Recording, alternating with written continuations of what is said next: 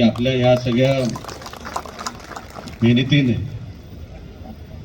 मी अनेक वेळेला राणेसाहेबांना आणि नितेश राणेंना सांगतो की निवडून आल्यानंतर मला तसं काहीच करावं लागत नाही.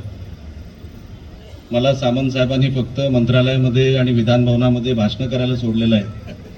बाकी मला तसं काहीच मतदारसंघात करावं लागत नाही.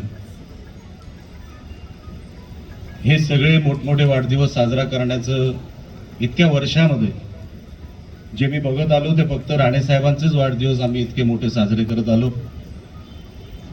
कधी असं मनाला स्पर्शही झाला नाही की आपले वाढदिवस पण एवढे मोठे व्हावे. त्याची मागची कारणही आपल्याला सगळ्यांना माहिती आहे. अनेक वर्ष 10 वर्ष जो काय प्रवास मागचा झाला, तर असं काही साजरा करणारे दिवस असावेत किंवा मी साजरा काहीतरी कुठला क्षण करावा किंवा वाढदिवस करावा असे काही दिवस नव्हते. फक्त राणेसाहेबांचे वाढदिवस हे मोठे करायचे. त्यांच्या वाढदिवसाला एक सण जसा आपण साजरा करतो तसं तो सण आपण साजरा करावा. 10 एप्रिल हा आमच्यासाठी सण असतो आणि तेवढंच डोक्यात ठेवून आम्ही राजकारणात वावरत होतो. सामंत साहेब, आपण आणि माझ्या सगळ्या सहकार्याने, म्हणजे आमचे आता प्रत्येक एकेकाचं नाव घेतलं आणि कोणाचं नाव घेतलं नाही तर ते माझी अडचण करतील, म्हणून मी कोणाचंच नाव घेत नाही. पण आपल्या सगळ्यांना मी मनापासून आपल्या सगळ्यांचे मी आभार व्यक्त करतो की आपण इतक्या मोठ्या संख्येने इथे सगळ्यांनी आलात. मला आशीर्वाद देण्यासाठी, माझ्या कुटुंबाला आशीर्वाद देण्यासाठी मी प्रामाणिक प्रयत्न करतोय. मागच्या 1.25 वर्षामध्ये जे काही मतदारसंघासाठी करता येईल ते करण्याचा मी प्रामाणिक प्रयत्न करतो. मला माहित नाही की हे सगळं करत असताना आपल्याला जो निकाल अपेक्षित आहे, निवडणुकीचा निकाल म्हणत नाही मी, कामाचा निकाल जो अपेक्षित आहे तो कसा लागेल. पण राणेसाहेबांनी नेहमी एक गोष्ट शिकवली आहे, माझ्या आईने एक नेहमी गोष्ट शिकवली आहे की आपली नियत जर चांगली ठेवली तर निकाल हा 100% चांगला लागतो.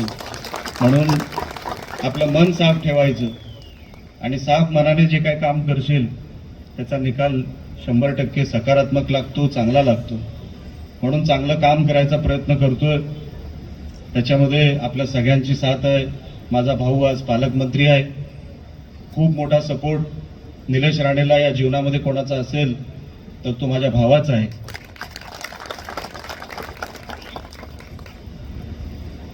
मी शब्दांनी सांगू शकणार नाही. अनेक लोक वेगवेगळे तर्क लावू शकतात, अनेक लोक वेगवेगळ्या स्टोऱ्या बनवू शकतात, पण निलेश राणे आणि नितेश राणेचं नातं हे खरं कसं आहे हे समजण्यासाठी अनेक जन्म घ्यावे लागतील तरी ते समजणार नाही. असा एक लहान भाऊ मला लाभला, देवाची कृपा आहे. आणि काम करण्यासाठी पण जी काय मेहनत मला आपल्याला सगळ्यांना वाटतं मी घेतो तेवढी घ्यावी लागत नाही. नितेश राणेच पालकमंत्री असल्यावर निलेश राणेला किती मेहनत घ्यावी लागणार, तशी मेहनत घ्यावी लागत नाही. आपली कामं नितेश सांगूनच ठेवतात की निलेश राणेचं आहे ते काम झालं पाहिजे. जिल्ह्याला जो काय फायदा आपल्याला झाला पाहिजे. मी अनेक वेळेला सांगतो, कार्यकर्त्यांना सांगतो, आपसात भांडत राहू नका, आपसामध्ये क्लेश घालत राहू नका. कारण का काय झाले, लोकांनी एवढा मोठा मॅन्डेट आपल्याला दिलाय. आज तिन्ही राणे सभागृहामध्ये आहेत, आज तिन्ही राणे सत्तेमध्ये आहेत, तर आपण त्याचा फायदा करून घ्या. त्याच्यामध्ये जिल्ह्याचा फायदा झाला पाहिजे. निलेश राणेचा वैयक्तिक किती होतो त्यापेक्षा या मतदारसंघाचा फायदा करून घ्या. मागच्या 10 वर्षामध्ये या मतदारसंघाला तसं काहीच मिळालं नाही आणि म्हणून सामंत साहेब मला भांडावं लागतं. अनेक वेळेला लोकांना असं वाटतं की हा सरकारच्या विरोधात बोलतो, तर अजिबात नाही. मी सरकारच्या विरोधात बोलत नाही. माझा चेहराच देवाने असा दिलाय, मी काय करू, माझी अडचण झाली आणि मला सरकारला फक्त सांगायचं असतं की साहेब की बघा, आज माझ्या मतदारसंघावर लक्ष द्या, माझ्या जिल्ह्यावर लक्ष द्या. कारण का 10 वर्षामध्ये मागच्या आम्हाला काही मिळालं नाही. तर आपल्याकडेच मी मागणार, मी दुसरीकडे कुठे मागणार आहे? एक मी माझ्या भावाकडे मागू शकतो, एक माझ्या साहेबांकडे मागू शकतो आणि एक सरकारकडे मागू शकतो. दुसरीकडे तिसरीकडे मी कुठे मागणार आहे? आणि बोलण्याची पद्धतच अशी आहे. आता मी काय करू?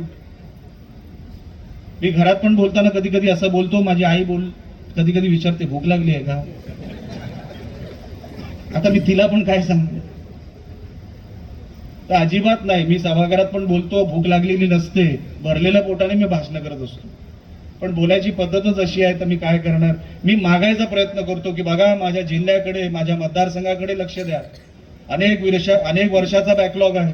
अनेक वर्ष आम्हाला काही मिळालेलं नाही, कोणी काही मागितलेलं नाही. आणि मागितलेलं नाही म्हणून त्या मंत्र्यांनी ठरवलंय ह्या मतदारसंघाला काही द्यायचं नाही. साहेबांच्या नंतर ह्या मतदारसंघामध्ये जोपर्यंत साहेब होते 2014 पर्यंत या मतदारसंघाला तसं काही मिळालं नाही, म्हणून मागायचा मी तसा प्रयत्न करतो. त्याच्या पलीकडे माझा काय हेतू नाही. मी सामंत साहेबांना सांगितलंय, साहेब माझ्यासारखा माणूस एक दिवस सामान उचलेल आणि घेऊन जाईल, परत कधी नाही. तुम्ही म्हणत असाल ना निलेश राणे नको, नाही येणार. पण जोपर्यंत निलेश राणे आहे तो काय करून दाखवू शकतो हा दाखवण्याचा प्रयत्न पुढचे 4 वर्ष मला करायचे. तोच प्रयत्न आहे, तीच झुंज आहे, तोच संघर्ष आहे. आणि अनेक वेळेला संघर्ष आमच्या आयुष्यातला कधीच संपला नाही.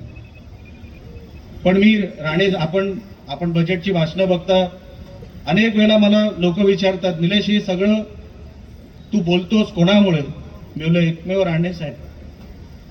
राणे साहेबांचं जेवढं जिल्ह्यावर प्रेम आहे आणि त्यांनी जेवढी या जिल्ह्यावर निष्ठा ठेवली आणि या लोकांनी जेवढी आमच्या साहेबांवर प्रेम आणि निष्ठा ठेवलं, असं नातं मला इतर कुठल्याच जिल्ह्यामध्ये कुठल्याच नेत्याचं आणि त्या लोकांचं दिसलं नाही. म्हणून या जिल्ह्यावरती अफाट प्रेम माझं आणि नितेशचं, की करायचं ना, झुंज द्यायची, अंगावर घ्यायचे विषय तर आपल्या जिल्ह्यासाठी द्यायचे. कारण का या जिल्ह्याने आम्हाला एक ओळख दिली. आज महाराष्ट्राच्या कुठल्याही कानाकोपऱ्यामध्ये आम्हाला वेगळी ओळख सांगावी लागत नाही. मंत्रालयामध्ये आतमध्ये गेल्यावर साहेब मी सिंधुदुर्गातला, साहेब मी वैभववाडीचा, साहेब मी देवगडातला, साहेब मी कुडाळातला सांगणारी सभागृहामध्ये लोक किती कौतुक. हे सगळं निर्माण करणारे आमचे राणे साहेब, त्यांच्या नावाला कुठे डाग लागू नाही म्हणून हे सगळे प्रयत्न की त्यांनी कधी टीव्ही बघावा, त्यांनी कधी कुठली बातमी वाचावी, कधी माझ्या भावानी कुठली बातमी वाचावी, माझ्या आईने बातमी वाचावी की हे निलेशच करू शकतो. आणि म्हणून आम्हाला त्याचा अभिमान आहे. ती शर्यत आहे. पैसा अजिबात नाही, मंत्रीपद अजिबात नाही. काय करायचंय? माझ्या घरात आहे, माझ्या घरात मंत्रीपद आहे, माझ्या घरात खासदारकी आहे. त्याच्या पलीकडे मी काय कोणाकडे मागणार आहे? पण माझ्या जिल्ह्यासाठी, माझ्या मतदारसंघासाठी तुम्हाला द्यावंच लागेल ही भूमिका घेऊन मी आज राजकारणात वावरतो. त्याच्यामध्ये कोण माझ्याशी चांगलं वागेल, कोण माझ्याशी वाईट वागेल, माझ्या पक्षातले किती माझ्याशी चांगले वागतील, इतर किती माझ्याशी चांगले वागतील, त्याच्याशी मी नाही घेणं देणं ठेवत. माझ्या मतदारसंघामध्ये जे मी ठरवलंय, जे माझा बॅकलॉग भरून काढायचा आहे तो मी भरून काढणार म्हणजे काढणार. आणि या 5 वर्षामध्ये जसं मी निवडणुकीला सांगितलंय की या 5 वर्षामध्ये महाराष्ट्रामध्ये ह्या मतदारसंघाला टॉप 5 मध्ये नेणार म्हणजे नेणार, हा माझा संकल्प आहे. हा माझा संकल्प, ती धडपड आहे, इतर कसलीच धडपड नाही. म्हणून आपल्याला सगळ्यांना सांगतो, एक जिद्द होती की या जीवनामध्ये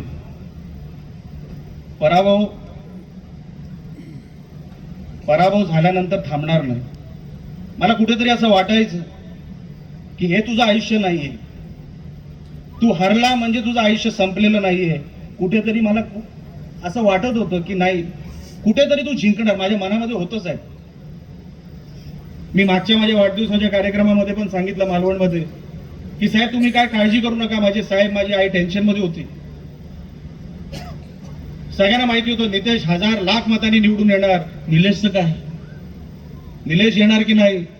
पण मी राणे साहेबांना सांगितलं होतं, साहेब तुम्ही टेन्शन घेऊ नका, 1 मताने का होईना निलेश राणे निवडून येणार म्हणजे येणार. की माझा अंत जे आहे ते कुठल्या तरी निवडणुकीच्या पराभवानंतर होणार नाही. कुठेतरी काहीतरी वेगळं लिहिलंय माझ्यासाठी हे मला माहित होतं.